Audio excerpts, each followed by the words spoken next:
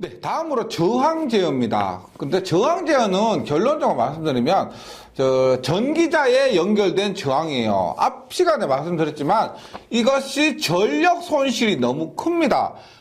앞에서 말씀드렸죠? 99A의 전류가 흐른다고 했을 때 이것이 전력 손실을 계산해 보면은 99의 제곱 곱하기 저항이 돼요. 그래서 이 손실이 너무 크기 때문에 결론적으로 잘 사용이 안 된다는 겁니다. 보세요. 전기자 회로에 저항을 넣고 이것을 가감해서 속도를 제어하는 방법입니다. 지금 교재 그림상에서 RS 있죠? RS 이것을 우리가 조정하는 거예요. 근데 계좌 전류보다 훨씬 큰 전기자 전류가 흐르기 때문에 전력 손실이 크고 효율도 나쁩니다. 손실이 크단 말이 효율이 나쁘다는 거죠. 그래서 분권 전동이나 타이자 전동기에서 속도 변동이 크게 되어 특성이 나빠지고 속도 제어 범위도 좁기 때문에 별로 사용하지 않는다. 예, 결론은 이겁니다. 그럼 많이 사용되는 거는 우리가 전압 제어인데 보세요.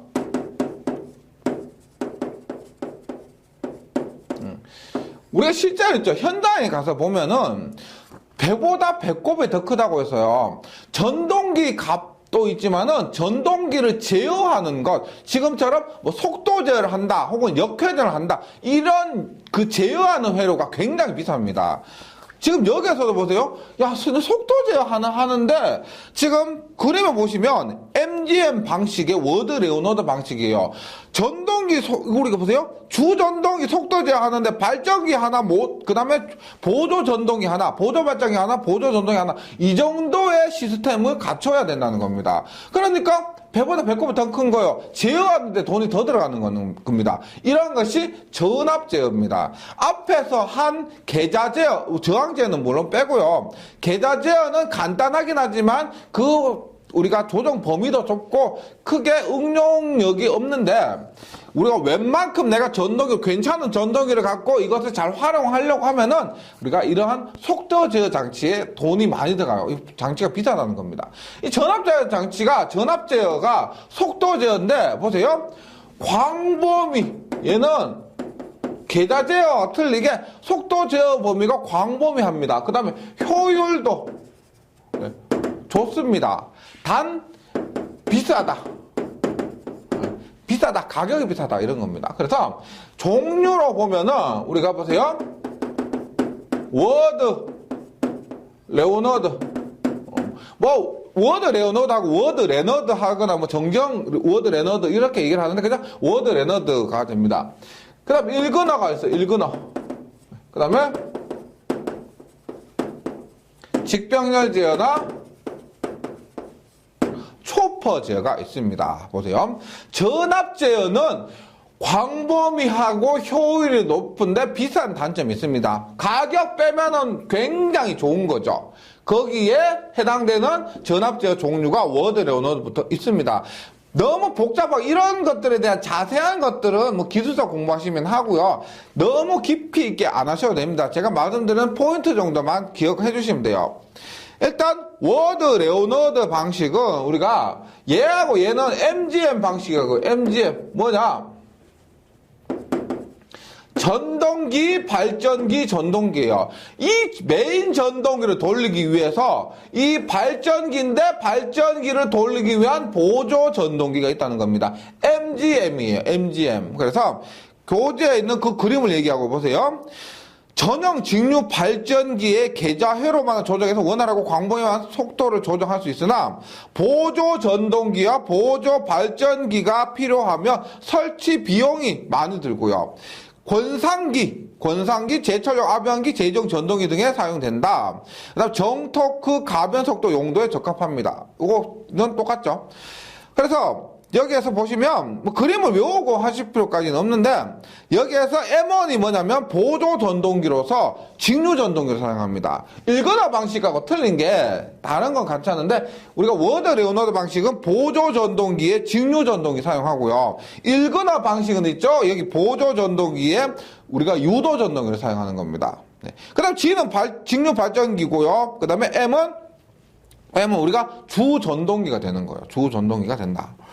그래서 전압 제어에서 워드 레오노드 방식이었고 그 다음에 일거나 방식이 있는데 일거나 방식은 워드 레오노드 방식에서 보조 전동기에 우리가 워드레오나드 직류 전동기를 썼는데요. 지금 여기에서는 유도 전동기를 쓴다는 겁니다. 삼상 유도 전동기를 보조 전동기를 써서 속도 제어 방식이고요. 여기에는 포인트가 뭐냐면 광범위한 속도 제어. 그래서 여기는 플라이휠 효과라고요. 플라이휠 효과. 이것은 FW 그래요. FW. 플라이휠을 FW가 합니다. 그래서 우리가 플라이휠이라는 건 뭐냐면 관성 모멘트를 크게 한 겁니다. 관성 모멘트를 얘기한 건데 관성 모멘트가 뭐예요? 벗어나더라도 관성에 의해서 원래 자리로 돌아오려고 하는 성질을 관성 모멘트라고 합니다. 그래서 일근화 방식은 광범위한 속도 제어 이런 것들이 있습니다. 그래서 그 다음에 부하 변동이 심한 경우 광범위한 속도 제어 그 다음에 부하 변동이 심한 경우 그래서 플라이휠 효과 실제로 부하 변동이 심한 경우 여기에 더 적절하죠. 부하 변동이 심하더라도 관성 모멘트에 의해서 원래대로 돌아오려고 하는 성질 이겁니다. 그래서 우리가 지금 광범위한 속도 제어 얘는 워드 레너드 방식에도 적용이 됩니다. 적용이 되고요. 그 다음에 부하 변동 심한 경우 요놈은 일근화 방식에 한해서 적용을 해주시면 되겠습니다. 여기 있죠? 플라이휠을 설치해서 부하 변동 심한 경우에도 안정적으로 운전할 수 있다. 그 다음에 제철 공장의 대형 아변기 전동기 등에 사용된다. 일근화 방식입니다. 그 다음에 직병렬입니다. 말 그대로 직렬, 병렬로 연결한 거예요. 전압제어 일종으로 전격이 같은 전동기를 직렬 혹은 병렬로 조속한다. 그러니까 우리가 그 전동기가 있는데 직렬이나 병렬로 조속하면 합한 속도가 나올 거라는 겁니다. 이 전동기와 이 전동기를 직렬로 연결했거나 병렬로 연결했거나 그때 합한 속도가 나오게 됩니다. 요것에 대한 정확한 것은 유도 전동기에서 판매됩니다. 직병렬 제어라고 있어요.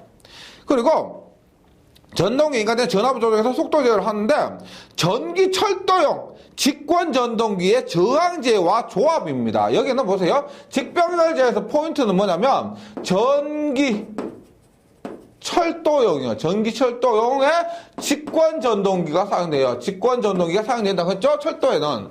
여기에 앞에서 했던 저항제어 있죠? 손실이 커서 사용하지 않는다고 했던 저항제어와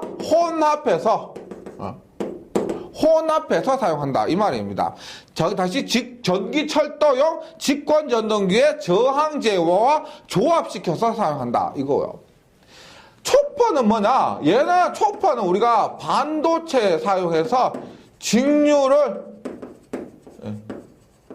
직접 제어 들어가는 지금 이렇게 하지 않고 반도체 소재를 사용해서 들어가는 직류 전압을 직접 제어하는 겁니다. 요것이 돼서 전압 제어 4가지 포인트 잘 기억해 주시기 바랍니다. 워드 레오나드 방식은 실제로 일반적인 전압 제어가 되고요. 일근화 방식은 여기에 워드 레오나드에서 보조 전동기에 삼상 유도 전동을 사용하고 광범위한 속도 제어뿐만 아니라 무엇보다 부하 변동이 심한 경우 플라이휠 효과가 있다는 겁니다. 직병렬 제어는 전기 철도의 직권 전동기에 저항 제어 혼합하는 거고요. 초퍼는 반도체 소재를 이용한 직류를 직접 제어한다. 요 정도 기억을 해주시면 되겠습니다. 네.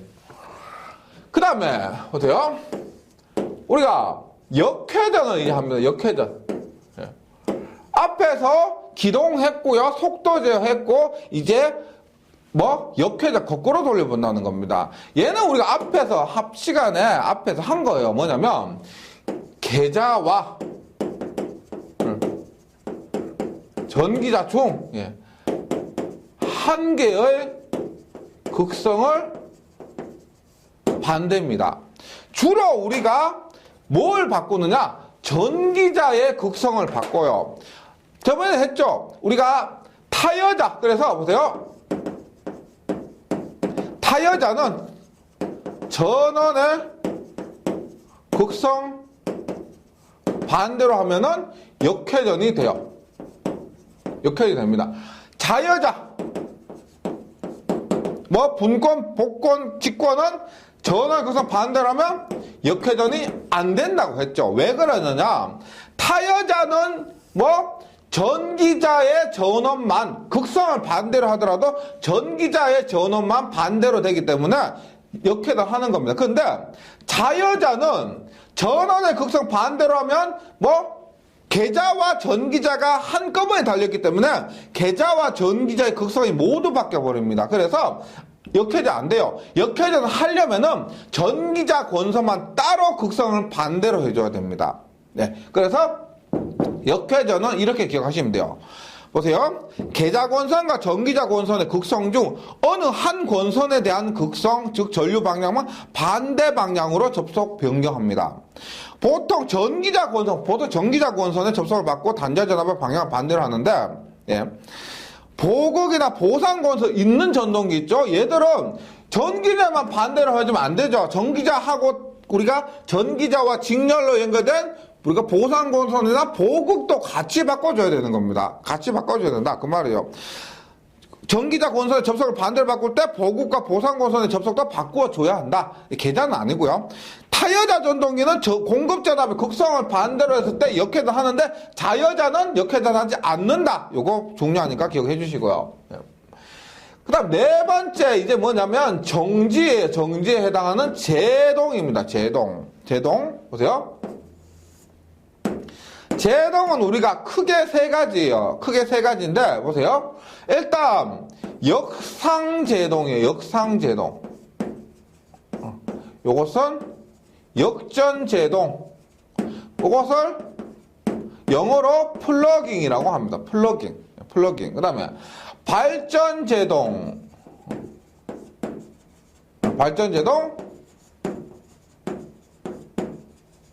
회생제동. 이렇게 세 가지가 있습니다. 근데 혹시나 영어로 나올 수도 있기 때문에 플러깅, 영어로 플러깅이고요. 발전제동 뭐라고 했어요? 다이나믹이라고 돼 있죠. 다이나믹 브레이킹 이렇게 돼 있고요. 요런 거 정도는 우리가 영어로 조금 기억을 해주실 필요도 있습니다. 특히나 플러깅 요놈 잘 나와요. 영어로 플러깅이고요. 요 발전제동 요거 주로 나오고요. 발전제동 다이나믹 같은 경우는 그냥 참고적으로 해주시고요.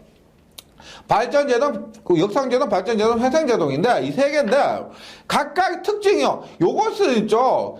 실기 문제는 이렇게 나와요. 이것에 대해서 쓰시오. 만약에 역상제동에 대해서 쓰시오. 그러면 지금 교재에 있는 것처럼 쓰셔야 됩니다. 이렇게 종종 출제가 되고요. 만약 실기 공부를 하시게 되면은 이 부분은 반드시 외우셔야 됩니다. 보세요. 역상제동은 말 그대로 역전입니다. 거꾸로 한다는 거예요. 우리가 보세요. 전동기를 전원에 접속한 상태에서 전기자의 접속을 반대로 하면 어떻게 돼요? 접속한 상태에서 앞에서 전기자 접속 반대로 하면 역회전하는 겁니다. 역회전하는 거예요. 반대라고 회전 방향과 반대 방향 토크를 발생시켜 급속히 정지하는 거. 얘는 가장 중요한 것이 뭐냐? 급정지, 가장 급정지요. 보세요. 이렇게 돌고 있다가 전기자 권선 반대로 바꾸고 어떻게 된다? 역회전해버려. 역회전하면 꺼버리는 겁니다. 그럼 어떻게 딱 역회전 하다가 멈춰버리는 겁니다. 갑자기 급정지하는 거죠. 역상제동이고요. 그 다음에 발전제동입니다. 얘는 보세요. 말 그대로 발전제동인데 이건 가장 큰 특징은 급정지. 전원의 급성은 반대로 해서 이런 말이고요. 발전제동은 전동기를 보세요. 구조가 똑같죠? 전동기를 발전기로 구동시키면 어떻게 돼요? 우리가 전기 발생하는데 그것을 운동 에너지. 이것을 열에너지죠. 열에너지.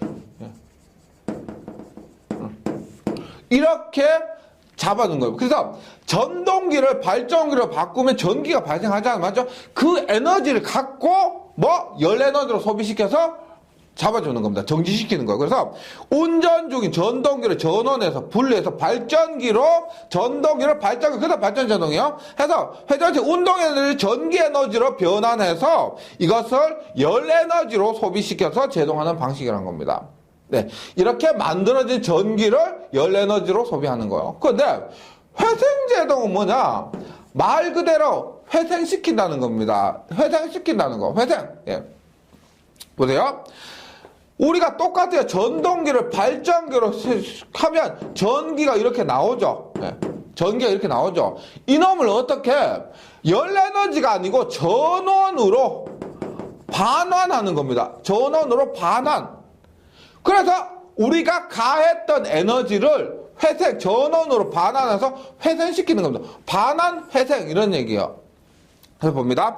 전동기가 갖고 있는 운동 에너지를 전기 에너지로 변환하고, 맞죠? 여기서 이것을 전원으로 반환하여 제동하는 방법. 우리가 전원으로 반환하면 이것에 대한 에너지가 생기죠. 이 에너지를 이용하는 겁니다. 그래서 발전 제동은 이것을 바로 발생된 전기를 바로 열 에너지로 갖고 정지시키는 것이고, 회생 제동은 이 전기 자체를 전원으로 반환해서 전원에서 그 전기를 이용해서 우리가 정지를 시키는 겁니다. 이것이 회생제동이에요. 발전제동하고 회생제동 비슷하지만 이러한 차이가 있습니다. 구분을 해주시고요.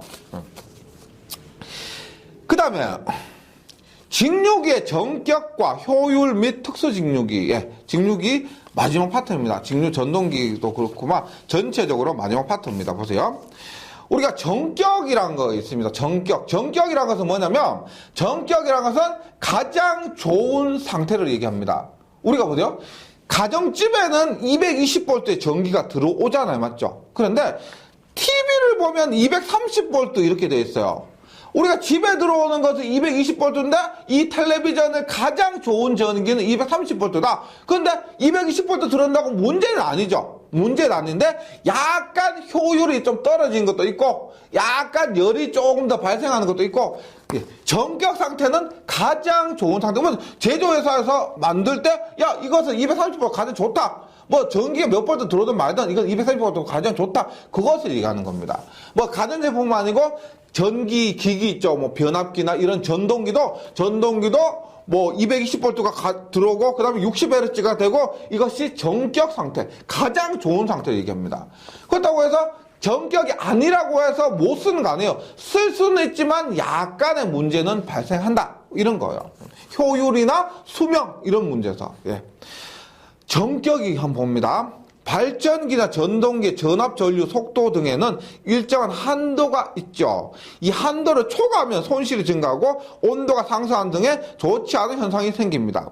따라서 이들의 제한 범위 내에서 낼 수 있는 최대 출력에 알맞은 여유를 보고 효율도 고려해서 정한 출력, 그러니까 전격 출력, 전격 전압, 전격 전류, 전격 속도 이런 것들을 얘기한다는 겁니다. 연속 전격이란 보세요. 지정된 조건 하에서 연속으로 몇 시간 사용할 때 온도 상승 한도 초과하지 않을 때 이런 거예요. 온도 상승이라는 것은 왜 그러냐면, 우리가 전기 기기는 우리가 문제가 발생하자 그럼 열이 먼저 발생해요. 문제가 생기면 열이 발생합니다. 그래서 온도 상승 효과를 초과하지 않는다고 했을 때 지정된 조건 하에서 연속으로 사용할 때. 그 다음에 단시간은 뭐예요? 그 시간이 굉장히 짧다는 겁니다. 단시간 조건 하에서 회전기를 단시간 사용할 때 회전기에 관한 표준규격에 정해진 온도 상승 한도를 초과하지 않고 인 거예요. 반복 전격보다 반복해서 사용하는 껐다 켰다 반복으로 사용하는 경우 열의 온도 상승 한도를 초과하지 않고 그런 거예요. 그 다음에 직류 발전기 전격 출력. 직류 발전기의 전격 출력은 전격 속도와 전격 전압을 발전기 단자에서 이용할 수 있는 전력을 말하며, 그래서 얘를 이렇게 돼요. 보세요. 만만한 분권을 이렇게 얘기했을 때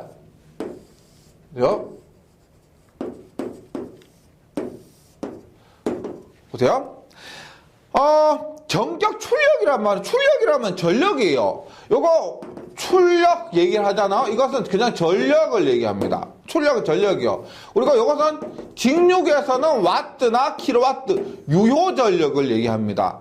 직류니까 교류가 없죠. 직류는 무효가 없죠. 그래서 킬로와트나 와트를 얘기해요. 직류계에서는 출력을 전력이라고 얘기하고요. 근데 만약에 변압기에서는 킬로볼트 암페어, 즉 피상전력, 변압기 같은 데 가면은 얘는 우리가 무효전력이 있죠. 교류니까 무효전력이 있고, 따라서 피상전력으로 단위를 나타내는데, 중요한 건 이겁니다. 보세요. 직류 발전기의 전격 출력은 전격 속도와 전격 전압을 발전기 단자에서 이용할 수 있는 전력을 말하며, 단자, 여기에서 출력을 얘기를 합니다. 발전기에서는요. 그 다음에 단위는 와트나 킬로와트고요. 직류 전동기에서 출력은 뭐냐? 전격 속도, 전격 전압에서 전동기 축에서 발생하는 기계적 유효전력이에요. 여기에서 발생하는 유효전력입니다. 제가 이런 거 얘기했죠. 보세요. 앞에서 토크는 얼마다? 뭐 오메가 뭐 P죠. 오메가 P인데 이게 뭐 2파이 N분의 P는 EIA라 그랬죠. EIA 보세요. 여기에서 말하는 지금 전력은요. 여기서 말하는 전력은 EIA 여기에 역계 전력 곱하기 여기에 흐르는 전류입니다. 전기자 전류예요. 그래서 여기에 전력이 아니고 전동기에서는 여기에 전력이 아니고 EIA란 말은 여기에 축에서의 전력을 얘기한다는 겁니다. 예, 축에서의 전력. 우리가 만약에 전동기에서도 전격 전압이라 하면은 이 전압 맞아요. 전압 전류는 다 여기가 맞습니다. 여기가 맞아요. 우리가 발전기에서는 이가 전격 전류, 부하 전류고요. 전동기에서는 이게 부하 전류고요. 전압도 여기가 맞습니다. 그런데 출력은 발전기에서는 여기고요. 전동기에서는 여기입니다. 이런 것 때문에 혼동을 겪으시는 분이 굉장히 많아요. 예, 요거 잘 기억해 주시고요. 그 다음에 효율을 한번 봅니다. 효율. 우리가 효율은 보통 그리스 문자 이타라고 합니다. 그리스 문자 이타. 예. 그리스 문자는 즉 회로 이론이나 자기약 기기에서는 없고요. 회로 이론이나 자기약 맨 첫 번째 페이지 보시면 맨 첫 번째 목차 전에 보시면은 요거 있습니다. 예, 이거 그리스 문자표 있으니까요. 참고를 해주시기 바랍니다. 이타라고 해요. 이타. 근데 우리가 이타는 보세요. 얘는 뭐 효율이라고 했을 때 외우지 않으시더라도 무조건 뭐 입력분의 출력이요. 효율은요. 입력분의 출력입니다. 그런데 이것을 우리가 실측 효율이라고 해요. 실측 효율. 뭐냐?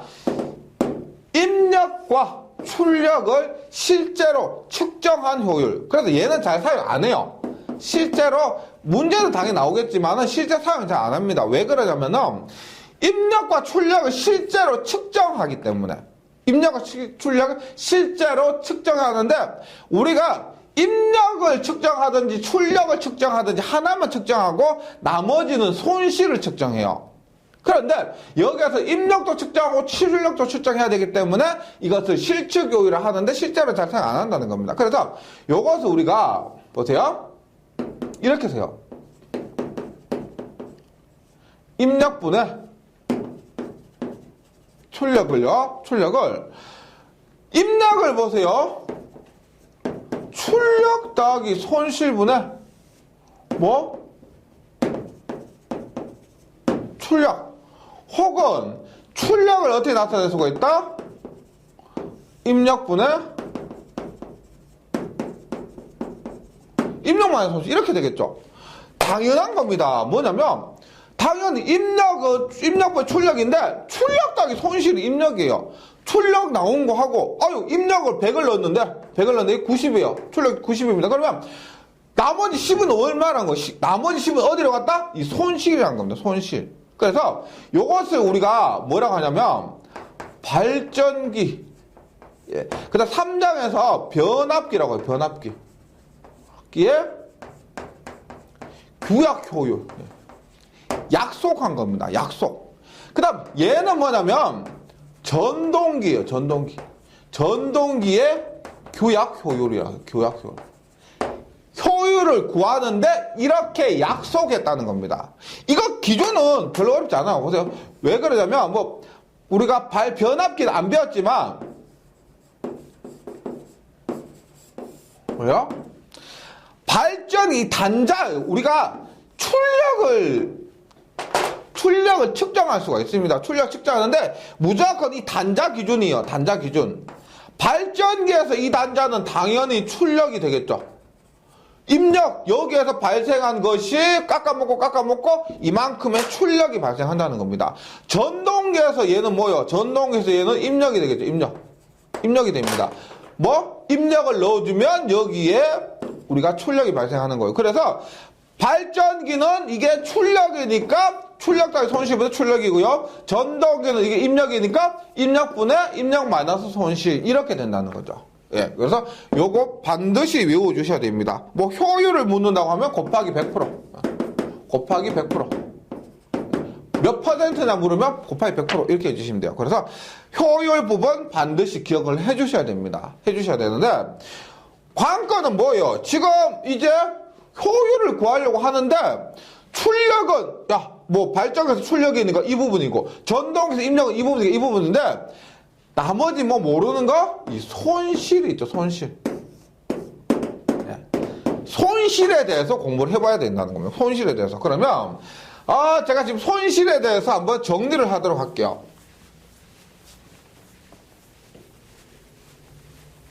손실에 대해서 정리를 하도록 합니다. 보세요.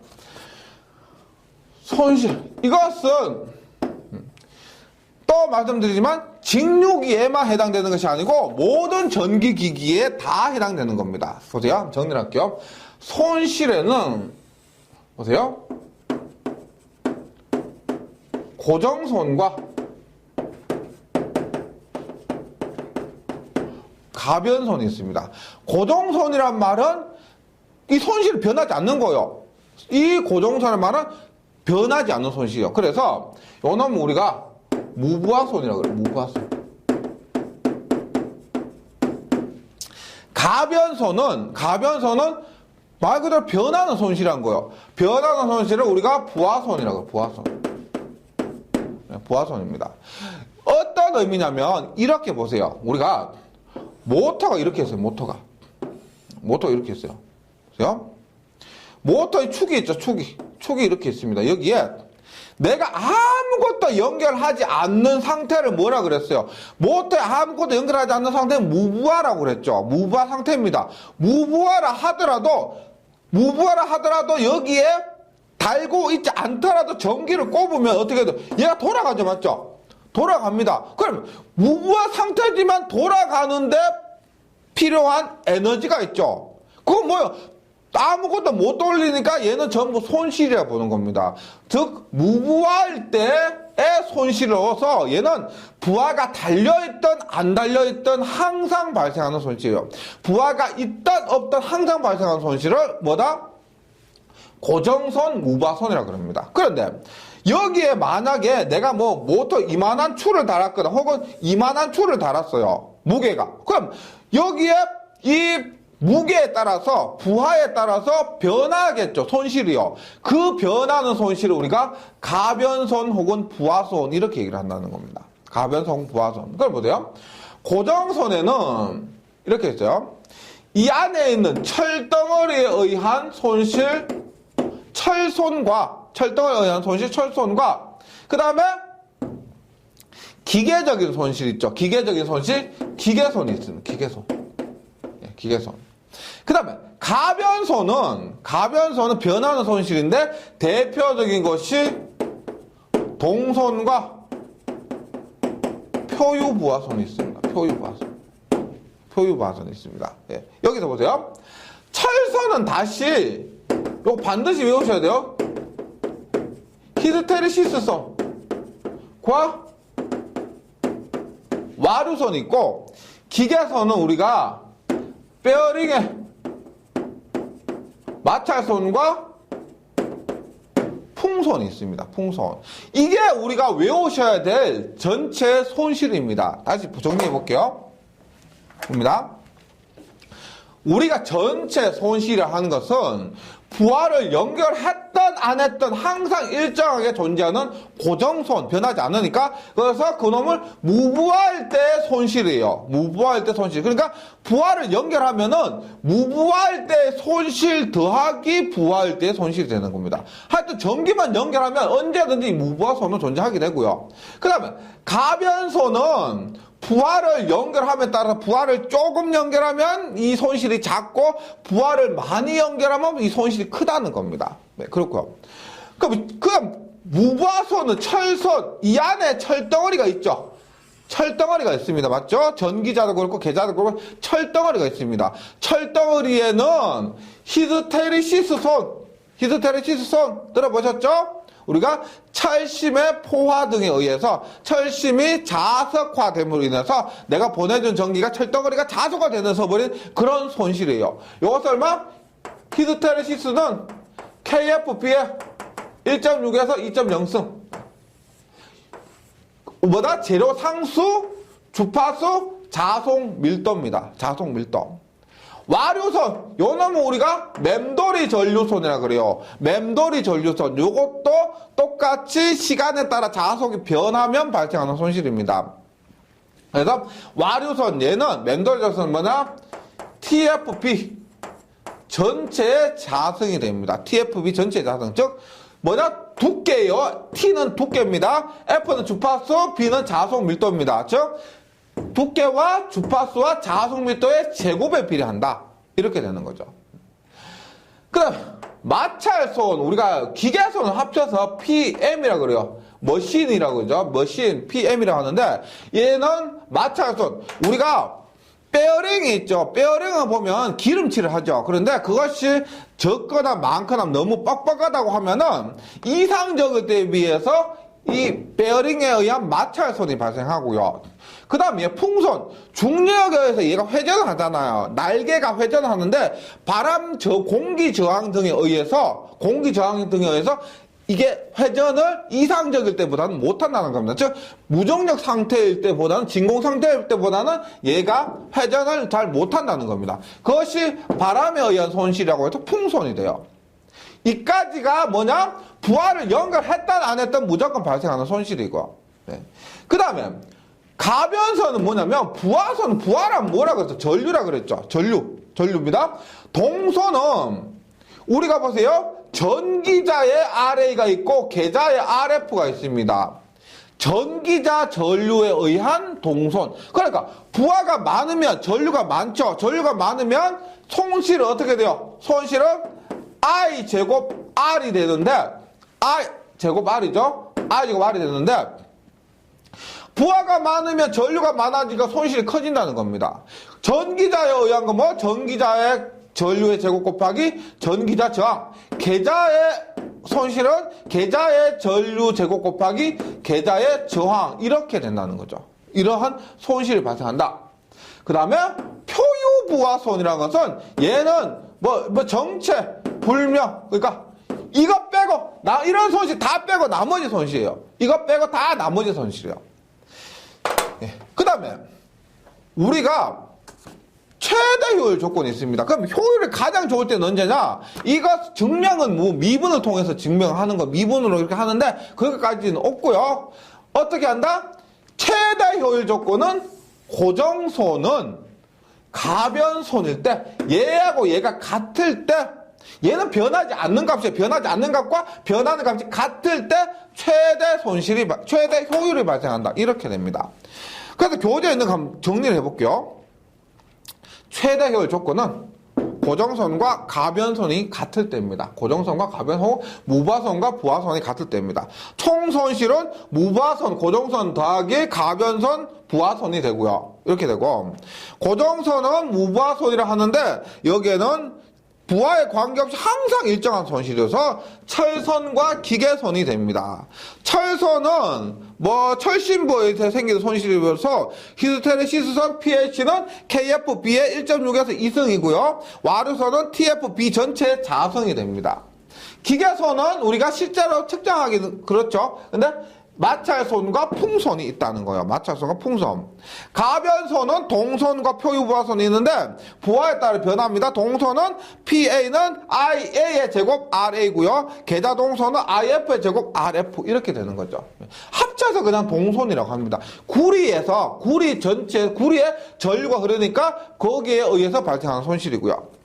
표유부하선은 금속 내부에 생기는 손실로 부하에 비례해서 증가한 손실인데 실제로 할 때는 요거 나머지 있죠. 나머지 손실을 얘기하는 겁니다. 그래서 총 손실은 우리가 철선을 I연해서 PI라고 하고요. 기계선을 PM이라고 합니다. 머신이요. 머신. 동선을 우리가 구리를 우리가 CU라고 하죠. 구리를 해서 동선은 PC라고요. 표유부하선을 우리가 PS라고 합니다. PS. 그래서 PL은 PI, PC, PM, PS가 되고요. 고정선은 일정한 손실이고 부하선은 부하에 따라서 변하는 손실이 된다는 겁니다. 네, 요렇게 잘 정리를 해주시고, 요것은 말씀드렸지만 모든 기계에서 공통이에요. 변압기 할 때도 요거 그대로 할 겁니다. 조금 다르지만은 요거 그대로 기억을 해주셔야 되겠습니다. 그 다음에 특수직육이요. 특수직육이 요즘 좀 많이 나오는 것이 특수직육인데, 직육이 이게 전동기가 보면은 우리가 지금 뭐 직육이, 동기기, 변압기, 유도기, 정육이 가지고 있지만 굉장히 많습니다. 실제 보세요. 우리 자동차 안에만 해도, 하나의 자동차 안에만 해도 모터가 수십 개 들어간다고 하죠. 그만큼 거기에도 들어가는 모터가 굉장히 많고요. 우리가 요즘 뭐 전기 자동차는 모터가 필수입니다. 그래서 전기 자동차와 굉장히 관련 있는 것이 전기죠. 전기 이런 자격증이 우리가 앞으로도 굉장히 유망하다고 볼 수가 있습니다. 이러한 전기 자동차에 대한 전기 충전 시설이라든가 전기 모터라든가 이런 것들. 그러니까 만약에 전기 자동차 고장났다 그럼 전기 모터를 고장나야 되는 거예요. 예전에는 그 엔진을 봤지만 이제는 모터를 봐야 되는 겁니다. 그래서 굉장히 많아요. 종류가. 그래서 직육기에 해당하는 특수직육이 한번 봅니다. 여기서는 명칭하고요, 포인트만 잘 기억을 해주시고 깊이 있게 하시기 너무 어렵습니다. 너무 이 하나하나 자체가 그 구조가 복잡하고 필요한 개념이나 이런 것들이 많기 때문에 일단 여기에서는 명칭하고요, 포인트, 여기에서 이 기기에 대한 포인트가 뭔지 이런 것들, 그 다음에 뒷부분에 문제 위주로 기억을 해주시면 좋겠습니다. 봅니다. 일단 전기 동력계는요, 얘는 우리가 직육이면 사용되는 거 아니에요. 회전기, 내연기관, 펌프, 송충기, 수차 등에 보세요. 출력이나 동력 측정입니다. 출력이 뭐예요? 전력 P죠. 동력 토크. 출력이나 토크를 측정하는 것이 전기 동력계다. 전기 동력계는 출력이나 토크를 측정하는 것이에요. 단극 발전기, 말 그대로 극이 하나밖에 없어요. 근데 우리가 보세요. 일반적으로 직육 발전기는 발전하려면 정류자가 있어야 되죠. 정류자가 있어야 됩니다. 그런데 단극 발전기 이 구조상 자체가 그게 하나밖에 없는 그러니까 그게 하나밖에 없는 직류란 겁니다. 용량이 작은 것에 한해서 처음부터 구조적으로 단극만 만들도록 한 발전기란 거예요. 그래서 일정 방향의 기전력을 발생하여 직류란 거예요. 정류자가 필요 없는 구조의 직류 발전기를 단극 발전기라 합니다. 대신 여기는 많은 도체를 직류로 삽입하기 위한 슬립링이 많이 필요하고요. 브러쉬하고 비슷해요. 외부로 끄집어내는 것을 슬립링이라고 하는데 필요하고, 얘는 뭐 3에서 15V 저전압 이런 것들이요. 그 다음에 저전압 대전류용이고 철선이 없기 때문에 효율이 높습니다. 예.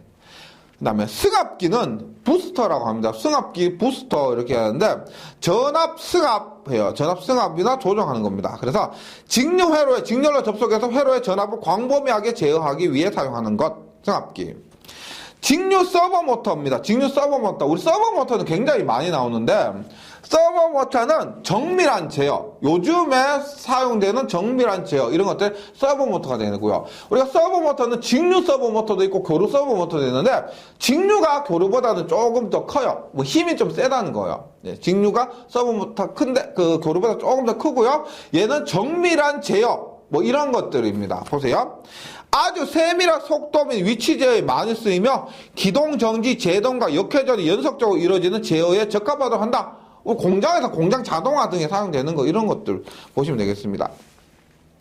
가변 전압에 의해서 속도, 토크 제어가 용이한다. 뭐냐? 속도나 토크를 전압을 가변해서 입력되는 전압의 크기를 조정해서 우리가 속도나 토크를 제어한다는 겁니다. 직류 서버 모터의 영역에 세 가지 영역이 있는데 연속, 전격 영역 앞에서 했죠. 앞에 전격 영역 할 때 했습니다. 연속, 그다음 반복해서 사용한다. 그 다음에 가속, 감속 영역이 있습니다. 가속했을 때, 그다음 감속했을 때 허용되는 토크와 회전 속도 범위를 얘기하고요. 직류 서버 모터. 그 다음에 스태핑 모터가 있습니다. 스태핑 모터는 스텝 모터라고요. 스텝 모터. 직류 스텝 모터인데, 요거 혹시 앞에서 한 서버 모터하고 굉장히 유사하고 비슷합니다. 유사한데요. 우리가 서버 모터가 있습니다. 서버 모터. 그 다음에 스텝 모터. 스텝 모터가 있는데, 스태핑 모터, 스텝 모터 이렇게 얘기를 합니다. 직류 서버 모터. 근데 일단 힘은 있죠. 힘은 서버 모터가 더 커요. 힘은 서버 모터가 오고 스태핑 모터가 좀 작습니다. 그 다음에 제어 같은 건 있죠. 제어. 이것은 딱 정해진 것은 아니고요. 일반적으로 그렇죠. 일반적으로. 예. 제어는 스텝 모터가 좀 더 잘 될 수도 있습니다. 잘 될 때가 있어요. 근데 중요한 거는 보세요.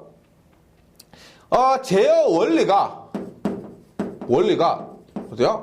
얘는 앞에서 했죠. 전압의 크기를 조정해서 입력되는 전압의 크기를 조정해서 뭐 속도나 토크를 제어한다는 거죠. 근데 스텝 모터는 말 그대로 스텝 펄스 이런 거.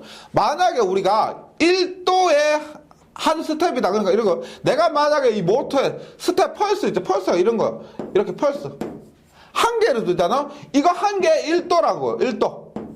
그럼 내가 만약에 로봇 팔에서 10도로 움직이고 싶다. 그럼 10도면 펄스 10개 다다다닥 주는 거예요. 10개를 딱 주면 이게 10도로 움직이는 겁니다. 그러니까 얘는 서버 모터는 그냥 전압의 크기인데 얘는 펄스. 그래서 스텝 모터가 돼요. 펄스를 갖고 조정한다. 이런 겁니다. 나머지는 비슷하고요. 비슷하거나 힘은 얘가 좀 더 세고요. 큰데 요거 사용하고 좀 더 작은 거 로봇 요런 거 있죠. 근데 스텝 모터 사용한다고 보시면 됩니다. 일단 스태핑 모터는 자동 제어에 사용되는 특수 전동기로 정밀한 서버 기구에 많이 사용됩니다. 서버 기구 요거죠. 서버 모터에 사용되고 서버 기구에 사용되고요. 전기 신호를 받아 회전 운동을 바꾸고 기계적으로 이동합니다. 입력되는 전기 신호에 따라 규정된 각도만큼, 얘는 각도만큼 회전하는 거예요. 펄스 1도에 펄스 1도 한 칸에 1도, 펄스 한 칸에 2도 이런 것들. 그다음에 어떤 특수 기계의 속도, 거리, 방향 등을 정확하게 제어 가능하고요. 정확하게 제어 가능하고 가속, 감속 용이하면 역전 변속이 쉽고 위치 제어할 때 각도 오차가 적고요. 오차가 적고 누적되지 않습니다. 오차가 누적되지 않습니다. 정지하고 있을 때 그 위치를 유지해주는 토크가 크다. 만약 내가 이 로봇파 이렇게 해서 이렇게 되는데 이게 힘이 없으면 어떻게 돼요? 힘이 없으면 이렇게 떨어지겠죠. 중력에 의해서 떨어질 겁니다. 그래서 이것을 정지해주는 토크가 커야 됩니다. 정지해주는 토크가 크다. 브러쉬 슬립링 등이 없고 부품수가 적다. 얘도 간단하다는 겁니다. 간단하다. 그 다음에 증폭기라고 해서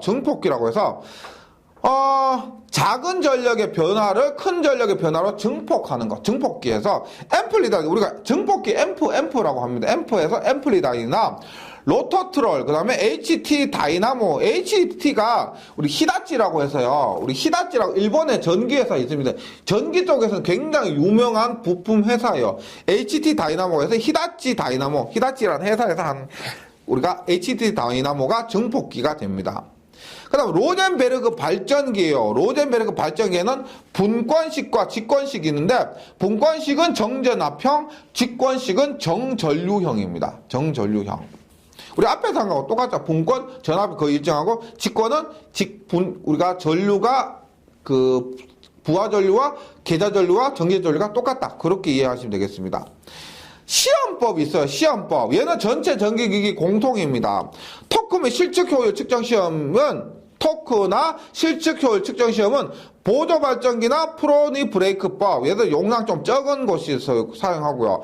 앞에도 했죠. 조금 전에 했죠. 전기 동력계. 얘는 대형 전동기의 토크 측정하는 겁니다. 전기 동력계는 대형 전동기고 보조 발전기나 프로니 브레이크법은 조금 용량 작은데. 그 다음에 온도 상승 시험. 우리가 온도가 굉장히 중요한 것이 문제가 발생하면 온도가 상승한다 그랬습니다. 그래서 온도 상승 시험도 하는데 실부하법, 말 그대로 실제로 부하를 연결해서 사용하는 것이고 반환부하법, 부하를 연결하지 않고요. 넣어줬던 에너지를 부하로 반환해서 에너지 손실이 없는 겁니다. 에너지 손실이 없는 거예요. 그래서 반환부하법에 홉킨스법이나 카프법이나 블론델법이 있다. 그래서 반환부합의 종류 홉킨스, 카프법, 블론델법. 얘도 지금 종류가 3개밖에 없기 때문에 다음 중 반환부합의 종류가 아닌 것은 해서 홉캅을 해서 홉캅을 빼고 나머지 이렇게 찾을 수도 있어야 됩니다.